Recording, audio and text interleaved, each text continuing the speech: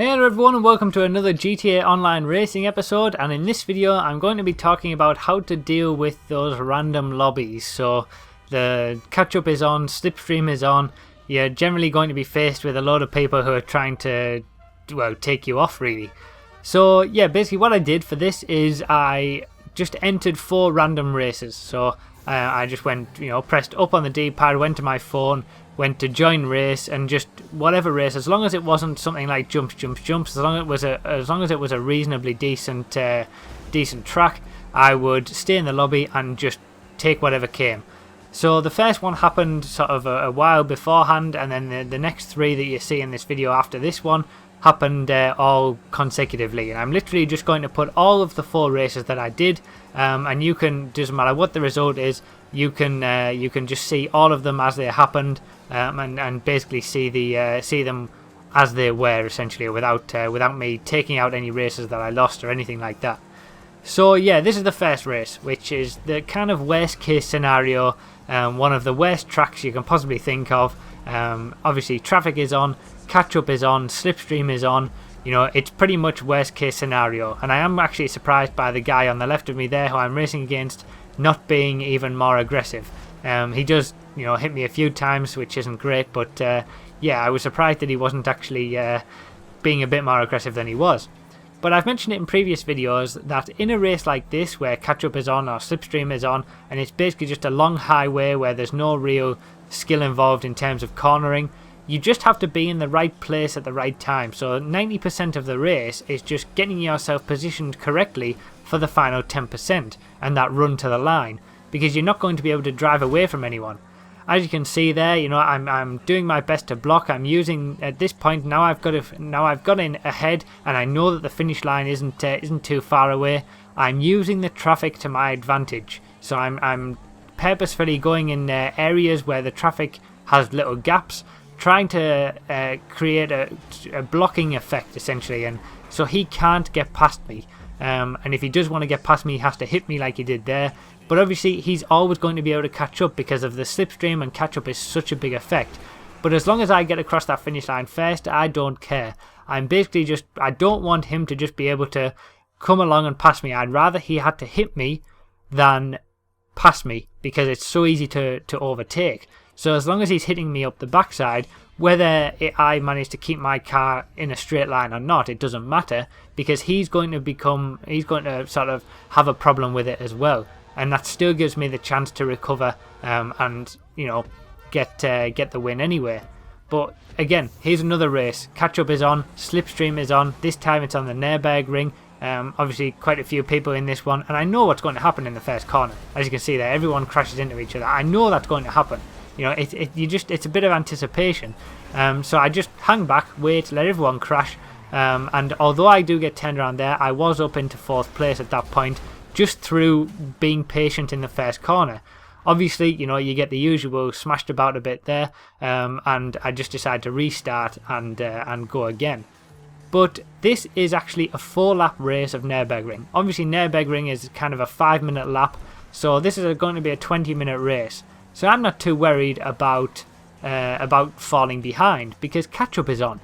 I'm confident enough in my abilities to know that I can drive pretty quickly, and I don't need catch-up to be able to catch up to anyone. But having it on gives me the opportunity to be able to do it very easily and just take my time. So if you're in a lobby with catch-up on, don't just immediately quit out if you get wrecked at the start, because it's extremely easy, as long as you do the right things, to catch up. What you need to be doing is, when you get the chance, obviously host your own lobbies, race on proper tracks with catch up off, with slipstream off, race against better people, sort of, people in my crew, for example. You want to improve your skills on the game by listening to what I say in previous videos, by watching the racing school videos, just generally improve your racing abilities. So when it comes to these kind of random races, it doesn't become an issue, because you're so much better than everybody else in the race.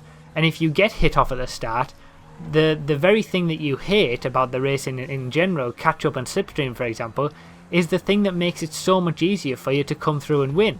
So as you can see here, I've got up into second place without without using catch up or slipstream. It's only the guy in first who gets affected by it, just because I'm a better racer than everyone in this lobby. And catch up is allowing me to just catch up to the first place guy easily, because I'm just I'm doing a quick pace on my own, and the catch up mechanic is slowing him down. There's no real sort of problem with these lobbies when you are confident enough in your own abilities and you are a good racer. It's actually probably easier to win in a lobby like this against random people than it would be in a difficult race against my crew members, for example. Well, certainly against my crew members, but you shouldn't imagine that just because catch up and slipstream are on, you're going to have a much harder time of it. On the contrary, if you're a good enough racer, you should have an easy time of it. And as you can see here, I've managed to get up into first place despite being wrecked at the start, despite having to refresh my car. I've still got up into first place reasonably quickly. Now at this point, he comes back at me, and he's being a bit of a dick. That's the only way to put it. And obviously, you're going to experience people being like that in these kind of races. But as the idea is that you know that it's coming. You need to anticipate these sort of things. Like in the first race, where I knew he was going to hit me on the back, so I knew that I knew what I needed to do with my car to control that and to keep going straight forward. And as you can see here, I'm now driving away from him despite catch-up is on, because I'm that much better at taking the corners quickly that the catch-up isn't affecting me as much. And despite my car being slower, I'm still able to pull away. And that's just because I'm a better driver, frankly. As you can see here, we're on to the second lap now. I'm way ahead. If you're looking at the times, I'm 25 seconds ahead just after one lap. I caught him and passed him at the same point like this lap, last lap. And I'm 25 seconds ahead now. As you can see on the map, they're miles behind. And yes, you have to deal with idiots from time to time. As you can see, this guy's turning around and going the other way. But it's all about anticipating. It's all about knowing that sort of thing is coming, looking at the mini map, knowing it's coming, and realizing that you just have to deal with it. No point in getting angry about it. He's there. He's going to stop me. He's going to stop everyone else as well. So I'll just try and get past him as quickly as possible. And as you can see from the timing, I finished this race miles ahead, despite catch-up being on, and therefore despite me having a slower car for the majority of the race. So it's all about knowing and anticipating what's going to come. You need to know your lobby, and I've talked about this in episode 2 of this series. You need to go and check that out. Episode 2, it's called Knowing Your Lobby, and it's basically the idea that you anticipate what's going to happen. Now here, he messes up. I knew as soon as he went over to turn into me, I knew what I needed to do with my car to make sure that I kept going in a straight line. And because I knew that, and I knew that he was going to do that, he wasn't able to catch me off guard, and it's ended up costing him rather than me. And then that's pretty much it. That's the end of the race. I go straight through and get the win dead easily.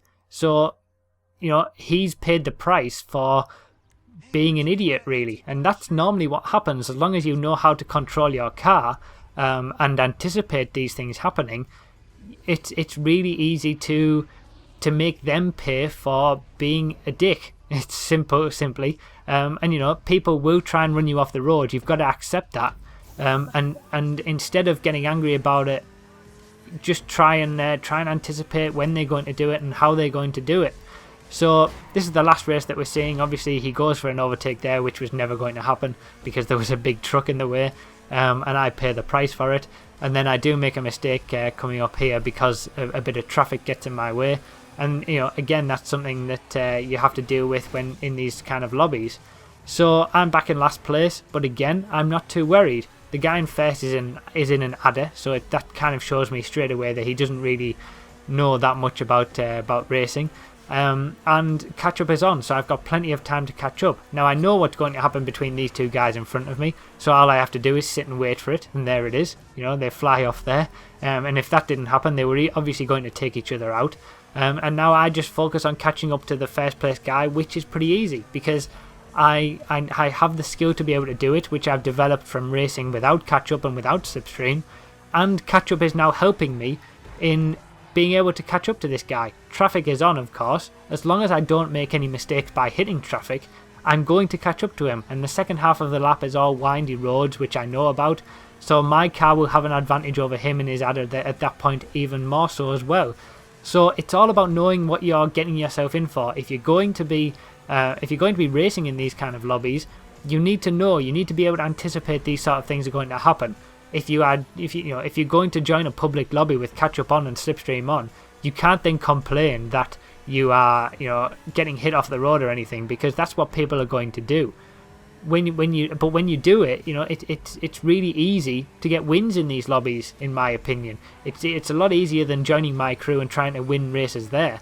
You shouldn't be complaining that you can't win races here, because if you can't win races here, you can't win races in any other race anyway. So yeah, as you can see here, I managed to get up in front. He gets into the back of me a little bit, and here is where I use traffic to my advantage. I get through that gap there.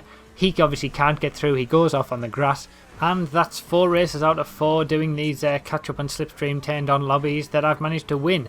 So yeah, it's not that difficult. As long as the main points of this are, you need to be anticipating what's going to happen. You need to know that people are going to be trying to ram you off. Know your lobby. Again, episode 2 of this series. And you need to improve your skills by racing without catch up and without slipstream, or just improve your skills in general, and then they'll come back and help you in these kind of lobbies as well. And realise that you need to take it easy at the start, because when you do, you've got plenty of time and catch up on as well to help you catch up and get the race win. So I hope you enjoyed this video, guys. I hope it helped. If it did, be sure to leave a like and leave any comments that you have down below as well, and I'll see you next time.